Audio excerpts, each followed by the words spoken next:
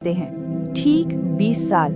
साल था 1999 और तारीख थी 24 दिसंबर, क्रिसमस की शाम, जब इंडियन एयरलाइंस की फ्लाइट IC814 को हाईजैक कर लिया गया था।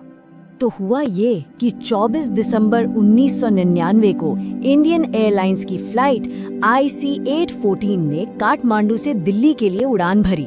प्लेन में 76 यात्री और क्रू मेंबर्स सवार थे और टेक ऑफ के कुछ ही देर बाद 5 हथियारबंद हाईजैकर्स ने प्लेन को अपने कब्जे में ले लिया। प्लेन के अंदर का माहौल फौरन दहशत में बदल गया। रूपन कटियाल नाम के एक पैसेंजर जो अपने हनीमून से वापस आ रहे थे, उन्होंने जब हाईजैकर का सामना करने की कोशिश की तो उनकी बेरहमी से हत्या कर दी गई। मतलब इस संकट की मानवीय कीमत शुरुआत से ही बहुत ज्यादा थी। हाईजैक के बाद प्लेन को ईंधन के लिए अमृतसर में लैंड करना पड़ा।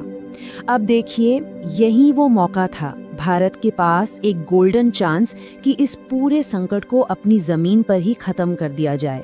कमांडो भी पूरी तरह तैयार थे, पर कोई फाइनल ऑर्डर आया ही नहीं और वो 40 मिनट, वो बेहद कीमती 40 मिनट बस निकल गए और प्लेन एक बार फिर हवा में था और इस बार भारत की पकड़ से हमेशा के लिए दूर।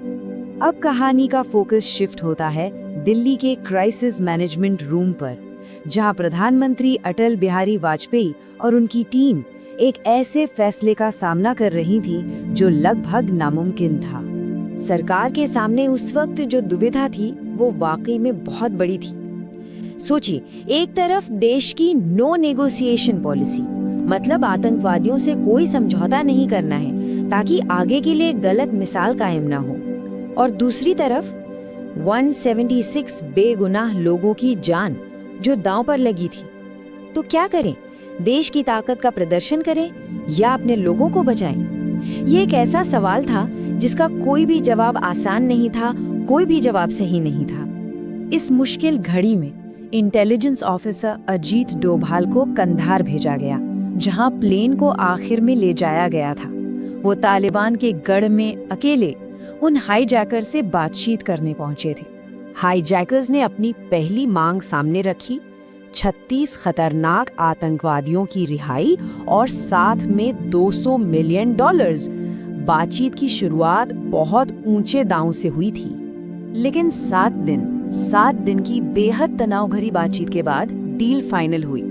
पैसों की मांग 0 हो गई और रिहा होने वाले आतंकियों की संख्या 36 से घटकर सिर्फ 3 रह गई। और वो 3 आतंकवादी थे मुश्ताक अहमद जरगर, अहमद उमर सईद शेख और मसूद अजहर। असल में हाईजैकर्स के लिए मसूद अजहर की रिहाई ही सबसे बड़ा मकसद था। इस एक नाम पर वो कोई भी समझौता करने को तैयार नहीं थे। 31 दिसंबर 1999 नए साल की शाम आतंकवादियों की रिहाई हुई और बदले में बंधक सुरक्षित वापस आ गए।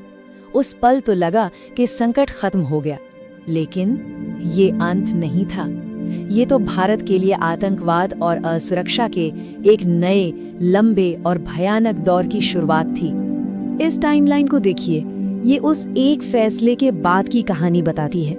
जनवरी 2000 में मसूद अजहर कंधार में रिहा होता है।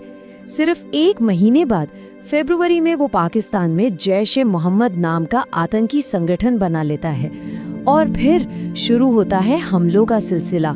2001 में भारतीय संसद पर हमला, 2016 में उरी आर्मी बेस पर हमला और 2019 में पुलवामा का वो भयानक आत्मघाती हमला। और अब बात करते हैं उस एक रिहाई की कीमत की आंकड़ों में। ये सिर्फ नंबर नहीं है, ये वो जानें हैं जो हमने खोई। 2001 के संसद हमले में 9 मौतें, 2016 के उरी अटैक में हमारे 19 सैनिक शहीद हुए और फिर 2019 पुलवामा 40 जवान। वो एक फैसला आतंकवाद का एक ऐसा बीज बो गया जिसकी कड़वी फसल भारत ने कई सालों तक काटी। इस पूरे संकट के मुख्य वार्ताकार अजीत डोभाल ने सालों बाद कहा था, हम वो नहीं कर सके जो एक ताकतवर देश को करना चाहिए था। उनके इन शब्दों में उस मुश्किल फैसले का बोझ साफ छलकता है जो उस वक्त के दबाव में लिया गया था। और आखिर में एक सवाल जो आज भी हमारे जहन में उठता है, अगर उस दिन अमृतसर के उन 40 मिनटों में उस प्लेन को रोक लिया जाता तो क्या आतंकवाद के ये 2 दशक टाले जा सकते थे? इतिहास का बस एक पल और उसके इतने गहरे और इतने लंबे परिणाम।